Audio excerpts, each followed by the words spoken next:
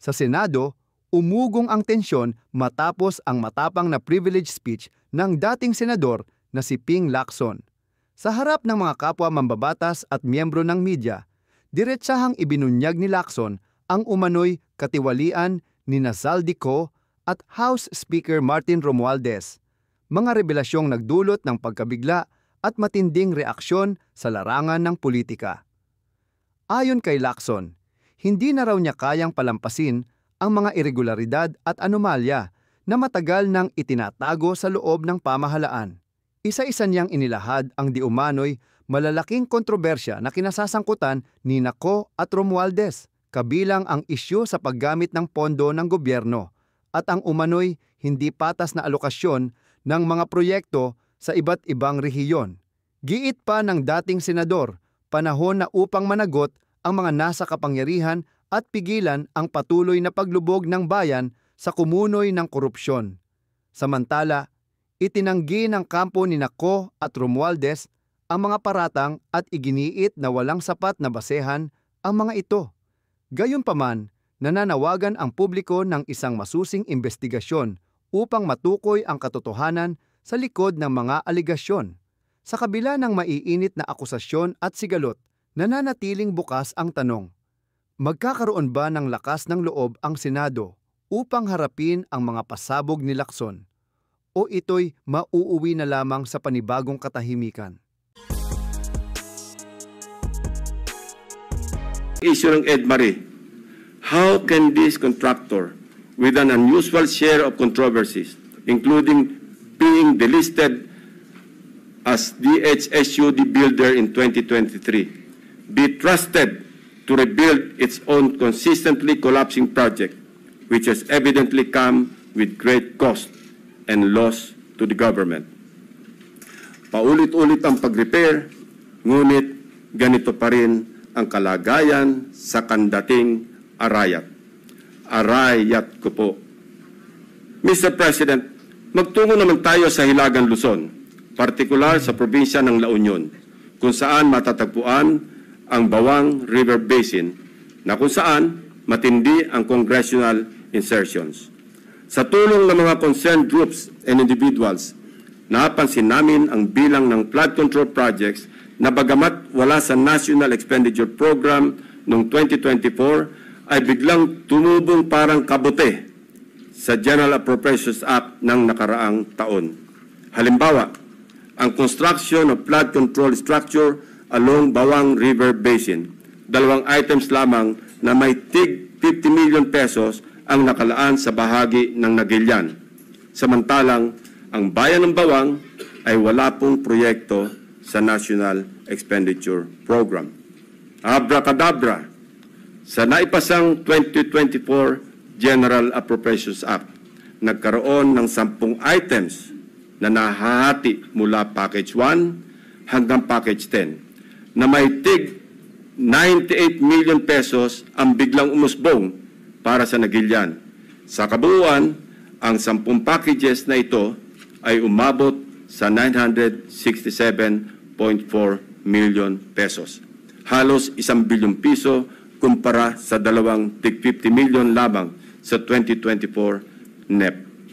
Sa Bawang naman, 7 packages ang lumitaw na may magkakaparehong halaga, 89 million pesos each.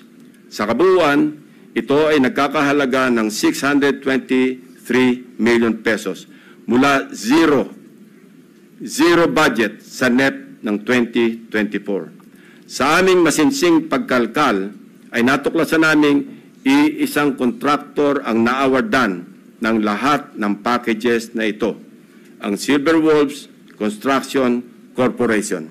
Distinct pa rin, distinguished colleagues. Ito ang nabanggit kong pork barrel insertions kanina, Mr. President. Meron pang mas matinding congressional insertions, ipapakita ko sa inyo. Baco at Nauhan, Oriental Mindoro. Aguila congressional insertions. Mr. President, when flood control projects fail to stand against the tides, we are compelled to question the feasibility of the project and the technical capacity of the contractor. But what if an elected congressman or a political group claims ownership of the project, is it not both proper and necessary to scrutinize their motivations and examine the extent of their involvement, and perhaps to hold them responsible?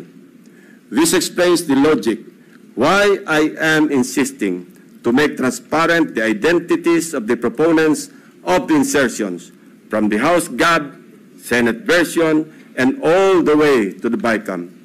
If they claim something as theirs, should they not also be accountable for its failures?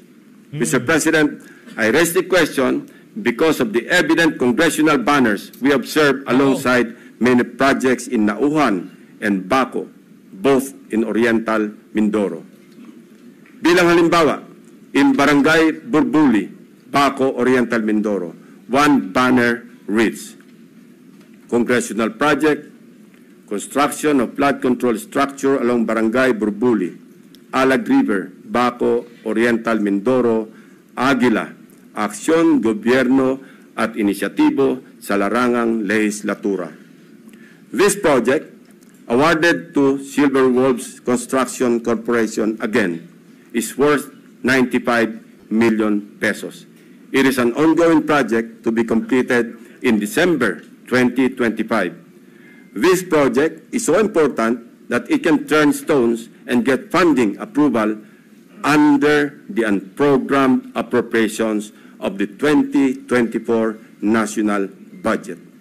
This prompts us to dig deeper into the web. And as they say, social media is a great resource of evidence, which lawyers fondly call testimony against self-interest. In one Facebook post, we discovered a congressional representative showcasing his midterm accomplishment report covering the period from June 30, 2022 to December 31, 2023. He openly lists projects, hold your breath, funded by his office. I repeat, funded by his office, including flood control and river protection initiatives. Nako. From Aguilas Mga congressman na ho ito. Baco, let us travel to Aguilas Nauhan, also in Oriental Mindoro. Mr. President, Nauhan is among the beneficiaries of 3.6 billion pesos worth of projects, while Baco proudly lists 807 million, all of which is attributed to and owned up by the office of the congressman. Hindi lamang po ito ang maswerteng napondohan. Isa pa sa pinagmamalaki ng mga pag-angking congressman ay ang flood control structure sa Butas River upstream, Barangay San Jose, Nauhan, Oriental, Mindoro. We took time to visit the project, Mr. President, which he referred to as a national project through congressional allocation. The project was awarded to Raymond Builders for 231 million pesos. At hinugot pa rin ito sa unprogrammed funds. Dalawang projects na po ito ng Aguila na natuklasan namin mula sa unprogrammed funds, isa sa Barangay Burbuli at isa sa Barangay San Jose. Sa tagal ko na rin po nagbubusisi ng pambasang budget, ang pagkakaalam ko po, masalimuot ang proseso ng paggamit ng unprogrammed appropriations under the Special Purpose Fund para mag-augment sa ilang items under the regular budget. Hindi po madaling ma-access ito. Dapat A, may excess revenue collections, or B, new revenue collections, or C, those arising from new tax or non-tax sources, or D, approved loans para sa foreign assisted projects. Mahaba din ang requirements dito, Mr. President. So, ano kaya ang taglay na agimat ni Congressman? Nako. What gives, Mr. President? Kung saan may multimillion projects, dumadapo ang Aguila. Pero lubog pa rin sa baha ang nadadapuan ng Aguila. Isa lamang po ito sa napakaraming banners at social media posts ng congressional insertions ng mga politiko na naglipana sa iba't ibang bahagi ng bansa. Mr. President, ituloy na po natin ang diskusyon tungkol sa aming mga obserbasyon sa lalawigan ng Oriental Mindoro. Without taking anything away from the good but suffering people of this province on the legitimacy of their needs due to its high flood susceptibility, I want to speak of the billions of appropriations for flood control projects poured into this province in Luzon's eastern flank. Mr. President, when someone gets the largest share of the pie, we naturally ask why, especially if such a price comes from the taxpayer's tab. In Oriental Mindoro, for example, we wonder why among its 14 municipalities, one town tops the bill. Sa pagsalo ng buhos ng pondo, nauna ang Nauhan. Nauhan, Oriental Mindoro received a sweeping 55% of the province's 2025 flood control budget. Katumbas ito ng 10 bilyong piso para sa flood control projects ng bayan ng Nauhan pa lamang. Fair enough, given the coastal topography of the municipality, which includes its lowland plains and extensive river systems such as Mag-asawang Tubig, Nauhan, and its people badly need flood control interventions. However, the magnitude of its budget allocation in the last 3 years alone, amounting to approximately 19 billion pesos and nearly doubling each year, raises concerns regarding Nauhan's curious case.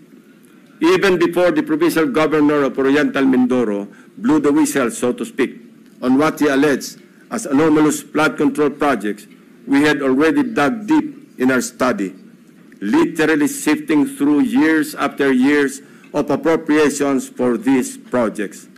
True to form and with due diligence, I immediately dispatched my staff to Oriental Mindoro to verify the data we gathered about Nauhan and to validate the governor's claims. Mindful of political bumps we may encounter, my directives are clear. We must see no political color and remain impartial in our findings. My staff traversed Oriental Mindoro across 10 barangays to randomly check flood control projects based on the list of awarded contracts from 2023 to 2025 that we obtained from the DPWH website. The field validation came in the aftermath of the widespread flooding in the province of Oriental Mindoro during the Habagat. Una sa aming listahan ang Barangay Mulawin. Sa 70 barangay ng Nauhan, Oriental Mindoro, ang Barangay Mulawin ay nakakuha naman ng 1.9 billion pesos. Sino kaya ang makapangyarihang funder sa Barangay Mulawin?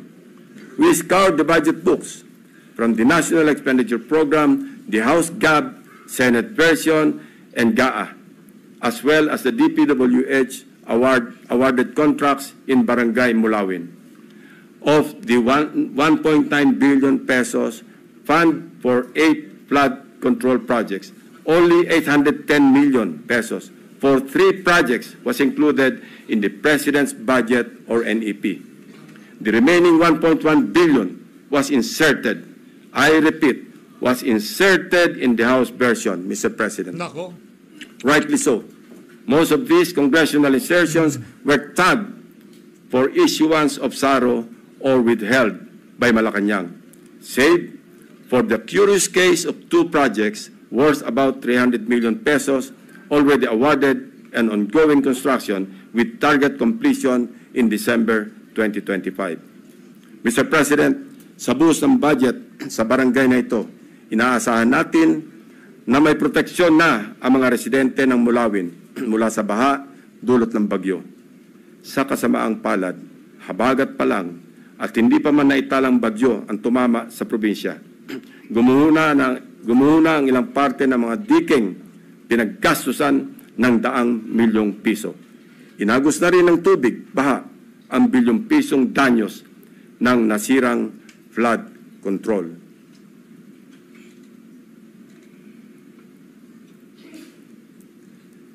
It Ito mismo ang parehong barangay na gustong inspeksyonin sana ni Governor Dolor noong nakaraang Sabado lamang, kung saan napabalita ang pagharang sa kanya ng security personnel sapagkat ayon daw sa kontraktor ng proyekto, kinakailangan ng written approval mula sa DPWH bago makapasok ang sinuman sa construction area.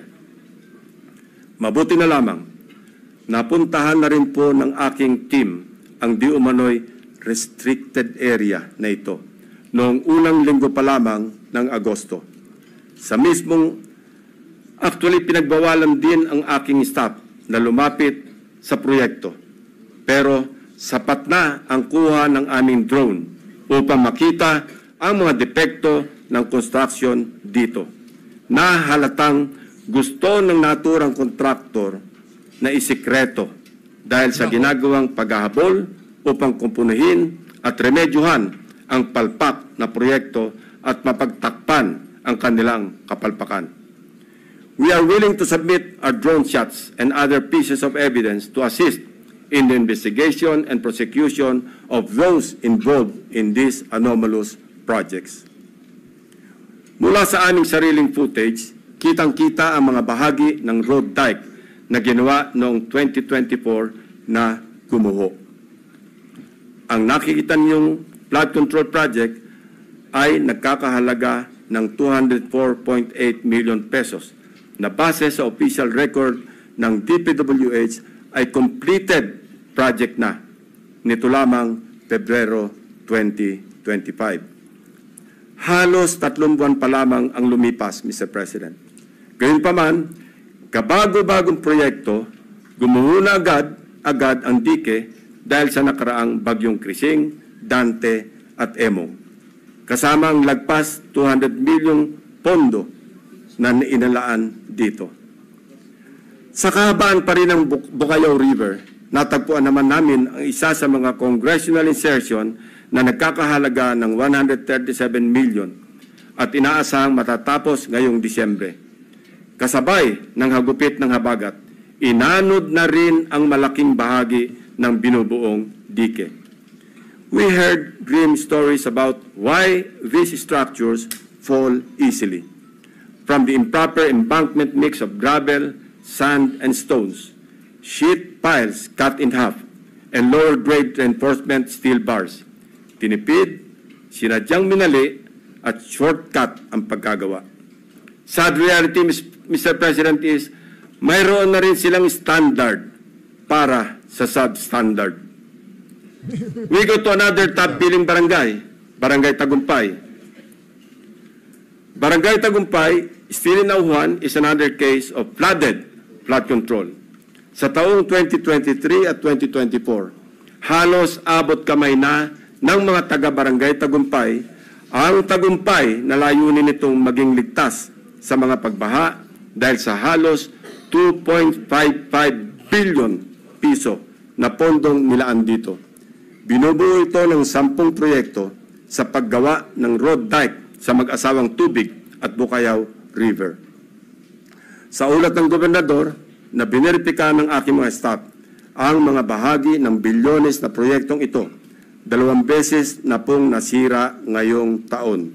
Ang pinakamalala nitong nakaraang bagyong Emong.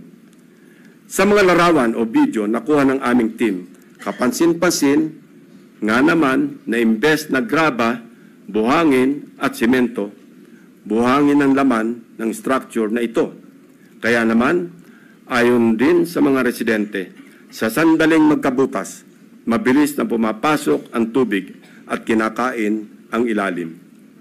Sa aming pag-imbestiga, hindi rin daw di umano masusunod o nasusunod ang dapat na lalim ng pagbabaon ng mga sheet piles na magiging suporta ng buong road dike.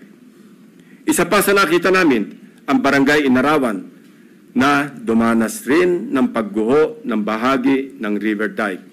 Sa aming pagsisiyasat, isa ang barangay na ito sa pinakamaraming buhos ng proyekto noong 2023 at 2024. Tumabo po ito ng 1.764 billion piso para sa construction ng road dike sa kahabaan ng mag-asawang tubig. Sa lahat ng proyektong nilaan sa Barangay Inarawan, tanging ang SunWest Incorporated ang nakakopo ng mga proyekto. Ito ang kontraktor na una na nating narinig sa ulat ng Pangulo bilang pangwalo sa mga kontratistang nakakuha ng pinakamarami at pinakamalaking kontrata sa flood control. Ang founder ho ng SunWest na yan, walang iba kundi yan si Saltico. Mr. President, sinuyod din namin ang ilang pang-barangay na binuhusan ng pondo, ngunit hindi pa rin nakaligtas sa daluyong ng pagbaha dahil sa karamihan ay substandard, gumuho at hindi napanindigan ang pagiging flood control structure. Ilan sa mga ito ang mga sumusunod na ipapakita natin. Sa Barangay Pinagsabangan 2, higit 228 milyon piso ang pondong nilaan, pero ang reklamo ng mga residente, putol-putol ang pagkagawa ng river control. Malaking bahagi rin ito ang gumuho ng nagdaang habagat. Sa Barangay Melgar, nirereklamo ng mga residente ang mababaw na pagkakabaon ng mga bakal sa ginagawang dike. Sa taong ito, 3 coastal road shore protection ang itinatayo na ang suma total ay papalo sa halos 693 milyong piso. Sa Barangay Arangin, mayroon ding ongoing projects na nagkakahalaga ng 109 million. Ngunit hindi pa man tapos, ay nasira na ulit dahil sa habagat. Mr. President, for 3 years, 19 billion na pondo ang ibinuhos para sa flood control sa Nauhan. Umaapaw ang pondo pero lubog pa rin sa baha ang mga Nauhenyo. Ano nangyari, Mr. President? Kaninong mga bulsa inanod ang buwis ng taong bayan? Kung sa Oriental Mindoro gumuguho ang mga proyekto, mamaya po, Mr. President, ipapakita namin ang mga lugar naman na walang makikitang gumuguho. Hindi dahil sa matitibay ang paggagawa, kundi dahil hindi talaga maaaring gumuho ang guni-guni o ghost projects.